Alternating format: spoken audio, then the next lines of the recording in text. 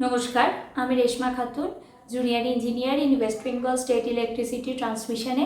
আজকে যে টপিকটা নিয়ে আমি ডিসকাস করব সেটা হচ্ছে সার্কিট ব্রেকার।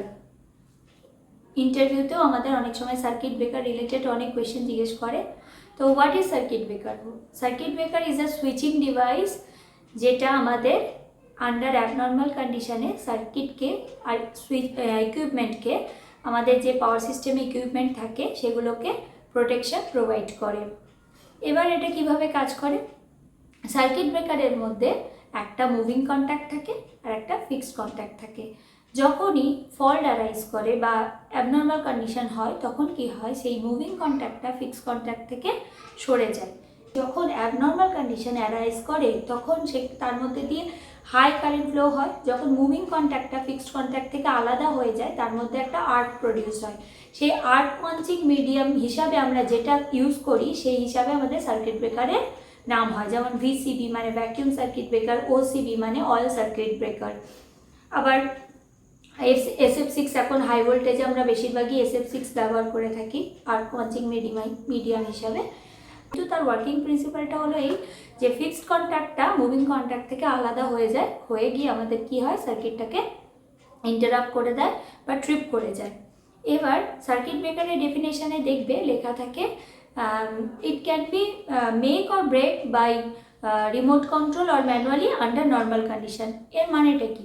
সার্কিট ব্রেকার কিন্তু কখনো অটোমেটিক্যালি অন হয় না। মানে এটাকে যখন নর্মাল কন্ডিশন থাকে তখন আমরা কন্ট্রোল রুম বা ধরো যে কোনো সুইচিং সাবস্টেশন বলো, সেখান থেকে তোমার রিমোট কন্ট্রোলের মাধ্যমে সিগন্যাল পাঠিয়ে বা ম্যানুয়ালি সেখানে গিয়ে অন করা হয়। কিন্তু যখন ফল্ট অ্যারাইজ করে বা অ্যাবনর্মাল কন্ডিশন হয় তখন কিন্তু সার্কিট ব্রেকারটা অটোমেটিক্যালি ট্রিপ করে যায়। সার্কিট ব্রেকারের মধ্যে একটা ট্রিপ কয়েল থাকে, একটা ক্লোজ কয়েল থাকে। যখনই আমরা সার্কিট ব্রেকারটাকে অন করি তখন কিন্তু যে ট্রিপ কয়েলটা থাকে সেই ট্রিপ কয়েলটা এনার্জাইজ হয়ে যায়। আবার যখন সার্কিট ব্রেকার ধরো ট্রিপ করে গেল বা বন্ধ করা হলো কোনো কারণে, তখন কিন্তু ক্লোজ কয়েলটা আবার এনার্জাইজ হয়ে যায়, যাতে পরবর্তীকালে কোনো রিমোট কন্ট্রোল বা ম্যানুয়ালি আমরা অন করতে গেলে সেই ক্লোজ কয়েলটার মাধ্যমে সার্কিট ব্রেকারটা অন হয়ে যায়। আবার যখন অন হয়ে থাকে ট্রিপ কয়েলটা এনার্জাইজ হয়ে থাকে, যদি কোনো ফল্ট আসে তাহলে কী হবে, সার্কিট ব্রেকারটা ট্রিপ করে যেতে পারবে বা বন্ধ হয়ে যেতে পারবে। তাহলে কী হবে, আমাদের পুরো সিস্টেমটাকে প্রোটেকশন দিতে পারবে। আরেকটা কোয়েশ্চেন যেটা ইন্টারভিউতে প্রায় জিজ্ঞাসা করে সেটা হচ্ছে আইসোলেটর আর সার্কিট ব্রেকারের মধ্যে ডিফারেন্স কী?